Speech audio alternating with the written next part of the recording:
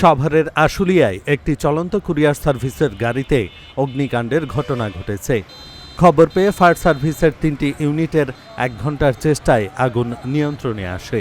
তবে এ ঘটনায় কোনো হতাহতের ঘটনা ঘটেনি। আশুলিয়ার নবীনগর চন্দ্রা মহাসড়কের বাইপাইল এলাকায় এই আগুনের ঘটনা ঘটে। নবীনগর চন্দ্রা মহাসড়কের বাইপাইল এলাকা পার হওয়ার পর সড়কে চলাচলরত লোকজন আগুন দেখতে পেয়ে গাড়ির চালককে জানায়। পরে চালক নেমে কার্গোর দরজা খুলতেই আগুনের লেলিহান শিখা বেরিয়ে আসে। ফায়ার সার্ভিস জানায় গাড়িটিতে মোটরসাইকেল, চাল, ডাল, বইসহ বিভিন্ন ধরনের মালামাল ছিল, যার বেশিরভাগই পুড়ে ছাই হয়ে গেছে। কিভাবে এই আগুনের সূত্রপাত এবং ক্ষয়ক্ষতির পরিমাণ জানাতে পারেনি ফায়ার সার্ভিস।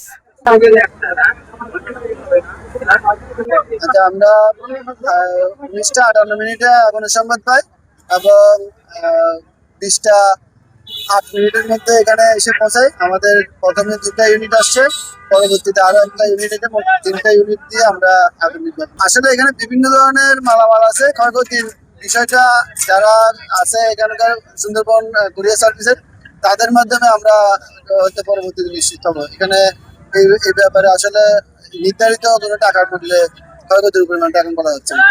ভিতরে মালামালের ভিতর থেকে মূলত আগুনটা লাগছে এবং আমরা যখন আগুন নিভাচ্ছি, আগুনের মূল যে উৎসটা সেটা একেবারে মাঝামাঝি অবস্থা ছিল ভিতরে। এখন কি মালামাল ছিল, ওইখান থেকে কিভাবে আগুনটা লাগছে, ওনাদের সাথে পরবর্তীতে কথা বলে আমরা কিছুটা ধারণা নিতে পারি।